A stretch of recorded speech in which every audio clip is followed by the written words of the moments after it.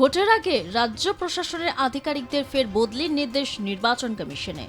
রবিবার নন্দীগ্রামে 2টি ব্লক সহ রাজ্যে মোট 83টি ব্লকের বিডিও ও সহকারী রিটার্নিং অফিসারকে বদলি করার নির্দেশ নির্বাচন কমিশনের। সবচেয়ে বেশি সংখ্যক বিডিও এবং সহকারী রিটার্নিং অফিসারকে বদলি করা হয়েছে পূর্ব মেদিনীপুরে। এই জেলায় 14 জন বিডিও এবং সহকারী রিটার্নিং অফিসারকে বদলি করা হয়েছে। তারপরেই রয়েছে দক্ষিণ 24 পরগনা।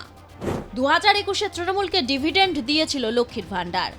26-এ নির্বাচনে সেই অস্ত্রেই শান দিয়েছেন মমতা বন্দ্যোপাধ্যায়।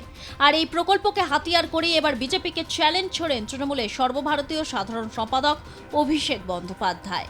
মুর্শিদাবাদের নওদার সভা থেকে তিনি বলেন, মমতা বন্দ্যোপাধ্যায় প্রত্যেক পরিবারে 2 জন কিংবা 5 জন মহিলাদের লক্ষ্মীর ভাণ্ডার দিচ্ছেন। বিজেপি শাসিত একটা রাজ্য তা বাস্তবায়ন করতে পারলে রাজনীতির আঙিনায় পা রাখবো না। 26-এর ভোটের আগে পুরুলিয়ার রায়পুরের সভা থেকে মুখ্যমন্ত্রী মমতা বন্দ্যোপাধ্যায় বলেন, বাঁকুড়ার রাস্তাঘাট আগে কি অবস্থায় ছিল? অনেক রাস্তাঘাট আমরা তৈরি করেছি, অনেক ব্রিজও তৈরি করেছি, অনেক জল প্রকল্প তৈরি করেছি, অনেক অনুর্বর জমিকে উর্বর করেছি। আগামী দিনে আরও কাজ আমরা করব। মধ্য হাওড়া তৃণমূল কংগ্রেস প্রার্থী অরূপ রায়। প্রার্থীর নাম ঘোষণার পরই প্রচারে নেমে পড়েন অরূপ রায়। হাজারহাট কালীতলায় পুজো দেওয়ার পর থেকে সেখান থেকেই প্রচার শুরু করেন তিনি। হুড খোলা গাড়িতে চেপে হাওড়া পুরসভার 33 নম্বর ওয়ার্ড এলাকায় প্রচারে যান। গাড়ি সাজানো হয় কমলা, সাদা, সবুজ ফুলে। প্রার্থীর সঙ্গে ছিলেন অগণিত কর্মী ও সমর্থকরা। বিরোধীরা প্রার্থী দিতে পারেনি, আবার প্রচার কি শুরু করছে? প্রচার তো আমার দেওয়ালে হয়ে গেছে সব। আর প্রচার আমি আজকে নয়, আমি এটা 15 বছর ধরে এটা চাষ করছি। নতুন করে প্রচার করার আমার কিছু নেই। মানুষের গায়ে যাচ্ছে, মানুষকে মনে করিয়ে দেওয়া এবং আমাদের উন্নয়ন এবং এসআইআর নিয়ে যেভাবে হয়রান করেছে মানুষকে নানা অছিলায়, কখনো একজন কিষানের নামে, কখনো লজিক্যাল ডিসক্রিমিনেশন নামে, এর বিরুদ্ধে মানুষ পেতে উঠেছে। মানুষ রায় দেবে, আমরা নিশ্চিত, আমরা বিপুল ভোট। 2026 বিধানসভা নির্বাচনকে সামনে রেখে তৃণমূলের বিরুদ্ধে বিজেপির চার্জশিট প্রকাশ। দেশের স্বরাষ্ট্রমন্ত্রী অমিত শাহ শনিবার পশ্চিমবঙ্গ সরকারের দুর্নীতি সহ একাধিক অভিযোগ তুলে ধরেন এই চার্জশিটে। বসিরহাট বিজেপির সাংগঠনিক জেলার অফিস থেকে রবিবার প্রেস বিবৃতির মাধ্যমে জেলা সভাপতি সুকল্যাণ বৈদ্য জানান, আসন্ন বিধানসভা নির্বাচন নিয়ে তৃণমূল সরকারের একাধিক দুর্নীতি সহ বেশ কিছু তথ্য সামনে আনা হয়। আমার প্রাইভেট গাড়ি, আমি সিট বেল্ট পরে আছি, সবকিছু পরে আছি, কোনো কিছু ব্লেম করা হয়নি। আপনি গাড়িটা থামালেন কেন? ইলেকশনের জন্য আমি দেবো না গাড়িটা, কি করবেন? ভোট এসে গিয়েছে। রাজ্যের প্রতিটি কোনায় কোনায় শোনা যাচ্ছে কেন্দ্রীয় বাহিনীর ভারী বুটের শব্দ। এদিকে ভোট আসতেই রাস্তা থেকে বাস, অটো কমতে শুরু করেছে। এই আবহে সোশ্যাল মিডিয়ায় একটি ভিডিও ব্যাপক ভাইরাল হয়েছে। আমার প্রাইভেট গাড়ি, আমি সিট বেল্ট পরে আছি, সবকিছু পরে আছি, কোনো কিছু ব্লেম করা হয়নি। আপনি গাড়িটা থামালেন কেন? ইলেকশনের জন্য আমি দেবো না গাড়িটা, কি করবেন? আপনাকে কারণ জানাতে এটা আমার প্রাইভেট গাড়ি, দেবো না। গাড়ি তার প্রাইভেট ইউজের জন্য হয়, প্রাইভেট প্রপার্টি নিয়ে নেওয়া যায় ইলেকশনের জন্য। আমার আরে দেবো না বলছি তো। আমি গাড়ি আমি নিচ্ছি না। তাহলে আমি তো দেবো না, আপনি আটকাচ্ছেন কেন? আমার অবস্ট্রাকশন করছেন কেন? দাদা ভাই, আপনি কোন জায়গায়, কোন জুরিসডিকশনের লোক? ডাল্লা ট্রাফিকের আছে। আর ডাল্লা ট্রাফিক আমি দেবো না, আপনি কমপ্লেন করুন।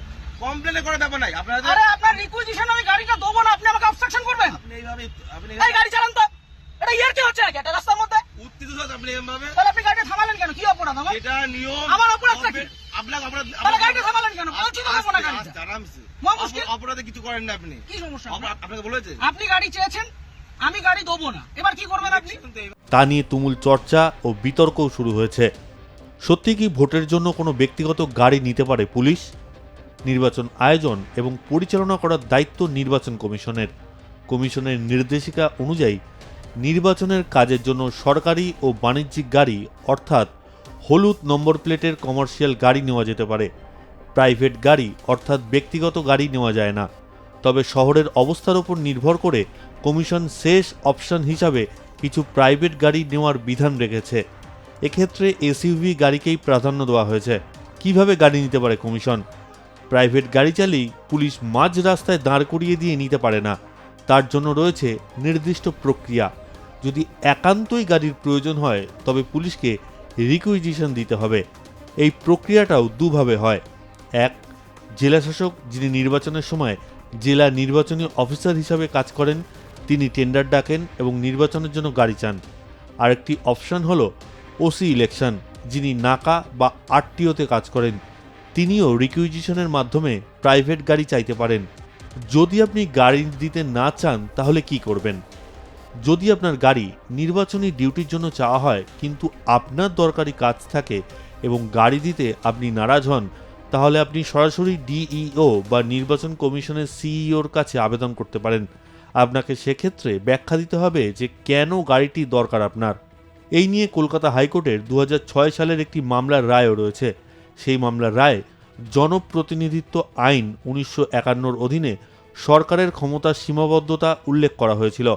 অনির্বাণ ঘোষ বনাম ডিস্ট্রিক্ট ইলেকশন অফিসারের ওই মামলায় তৎকালীন বিচারপতি গিরিশ চন্দ্রগুপ্ত বলেন যে প্রাইভেট গাড়ি বা বাস যা ব্যক্তিগত ব্যবহার করা হয় তা যথেচ্ছভাবে নেওয়ার জন্য রাজ্য রিকুইজিশন দিতে পারে না। জনপ্রতিনিধিত্ব আইনের 160 ধারায় উল্লেখ করে বলা হয় যে গাড়ির রিকুইজিশনের কথা বলা হলেও তা সাধারণভাবে কমার্শিয়াল গাড়ি বা পাবলিক ট্রান্সপোর্টকেই বোঝানো হয়েছে। প্রাইভেট গাড়ি যা ব্যক্তিগত মালিকানায় রেজিস্টার্ড এবং ভাড়া দেওয়া হয় না তা ডিস্ট্রিক্ট ইলেকশন অফিসার জোর করে নির্বাচনের কাজের জন্য নিতে পারেন না।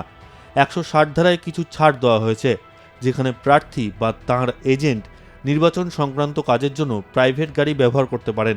গাড়ি নিলে কত টাকা পাবেন? প্রতিটি নির্বাচনী কাজের জন্য কমিশন গাড়ি নিলে তার জন্য দৈনিক একটি নির্দিষ্ট অঙ্কের টাকা দেওয়া হয়। বাস নিলে তার জন্য দৈনিক 2780 টাকা, মিনি বাসের জন্য দৈনিক 2300 টাকা দেওয়া হয়।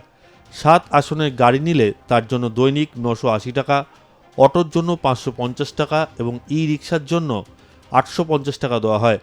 ছোট মালবাহী গাড়ির ক্ষেত্রে ভাড়া দৈনিক 980 টাকা এবং বড় ট্রাকের ক্ষেত্রে 2240 টাকা করে দেওয়া হয়। লঞ্চ বা নৌকার মতো কোনো জলযানের জন্য দৈনিক 3100 টাকা এবং 3350 টাকা করে দেওয়া হয়। অবজারভারদের জন্য নেওয়া এসি গাড়ির ভাড়া 1350 টাকা এবং বড় গাড়ির ভাড়া 1690 টাকা বরাদ্দ করা হয়েছে। এছাড়া চালক খালাসিদের খাওয়া দাওয়ার জন্য দৈনিক 280 টাকা খরচ বরাদ্দ করা হয়েছে।